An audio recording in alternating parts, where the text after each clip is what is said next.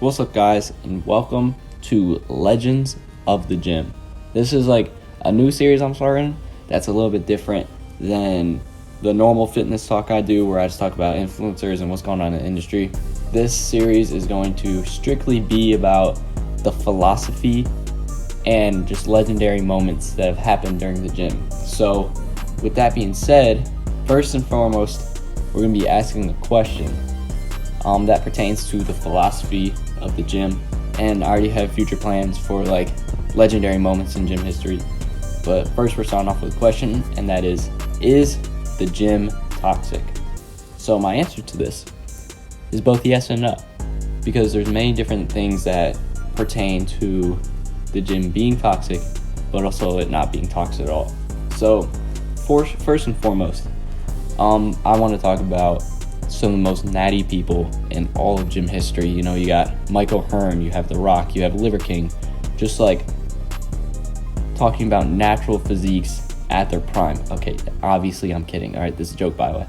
But, you know, you have these people who are the least amount of natty possible. Like, you take like natty, and if you put it in a measuring cup, and these people measure at like negative ounces of natty, okay?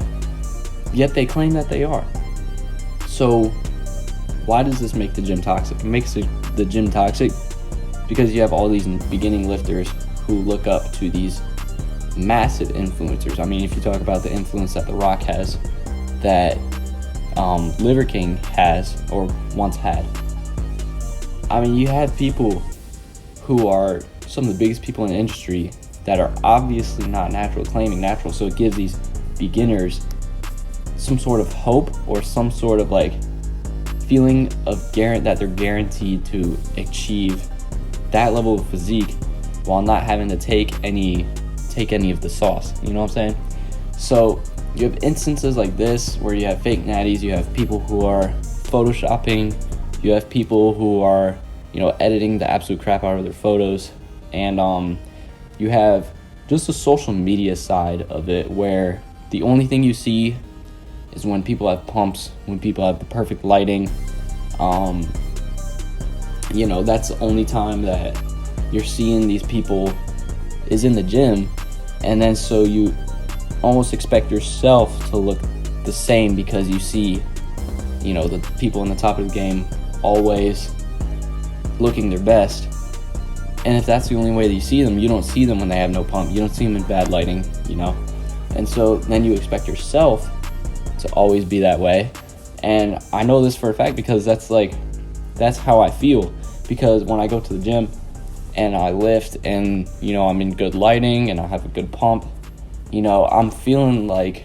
I'm feeling like I can not match up, but I'm feeling like that, you know, I've achieved a good physique. You know, I'm happy about where I'm at. I'm not satisfied. I'm still going to work hard. But, you know, then I go home and I'm like, I feel like I've never lifted before. I feel like I've never touched a weight in my life. So it's just that aspect of like the whole media side of everything is very often very toxic. And I'm using Casey Kelly, and you'll see Noel, Deyzel in this video as the background footage because I think they're some of the least toxic people in the industry. But yeah, just all in all, the media side of it and just the whole natty or not, that whole area of the fitness industry is all super toxic.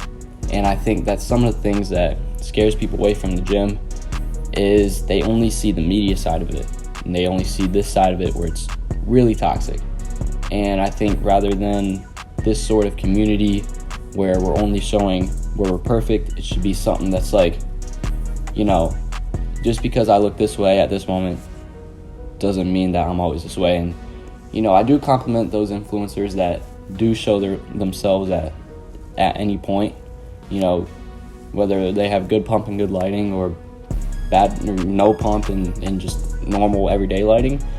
So shout out to those who, you know, are just fluent like that and just will show themselves at any point, have no fear in it, have no shame. But going on to why the gym is not toxic. when you're actually in the gym, and this is for 99% of the time, you have people all around you who just want to improve themselves, are working on getting better and better every day, and they all started lifting for a reason, whether it was insecurities, whether they wanted to stop being skinny or lose weight, whether they were fighting just like problems in their life and they needed something to take away like the pain that they were facing from it. Everybody goes to the gym for a reason, right?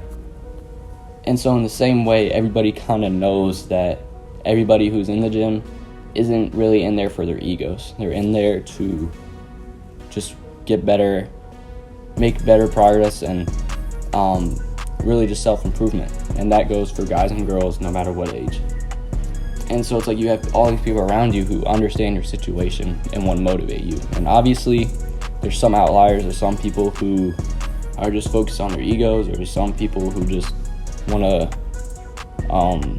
expose people. Like you see all those things where girls are recording and then some dude glances at them and then they like make a big like post about it and like make it seem like the dude was like being a predator or something. It's not to say that there aren't some creepy dudes at the gym, but for the most part, when you see those videos, it's like the dude wasn't really even doing nothing. So, like I said, there are some outliers, but the vast majority of the gym is all like really nice dudes who are just trying to better themselves. And in that sense, the gym is a really loving community when you're actually there. But like I said before, and why it's toxic is because the media side is not quite as loving. And then you have one example of how the gym is like really not toxic is, I forget the dude's name, but I think if you've seen like Tom and Jim content and stuff like that, you'll know exactly what I'm talking about. It's the dude that was like severely overweight and he's lost like 90 pounds, and he made this video that was like, I have 2 new abilities, and it showed him, one of them was him doing a dead hang for a couple seconds, and the other one was him getting off the ground without using his hands. And then a bunch of people were just like supporting the crap out of him, which is just absolutely amazing.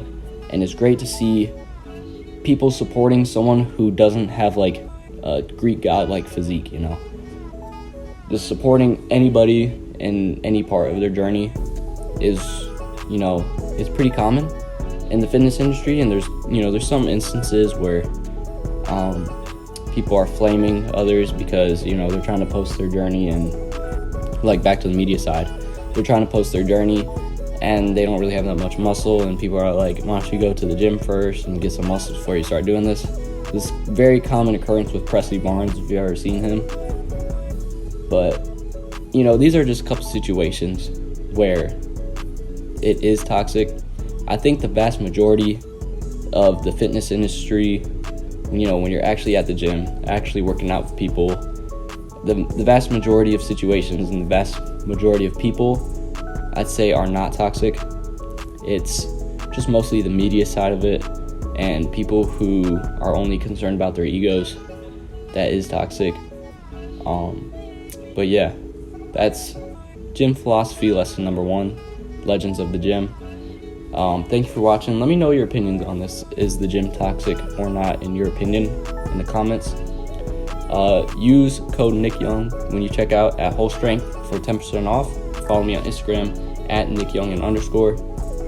And I hope you have a blessed day.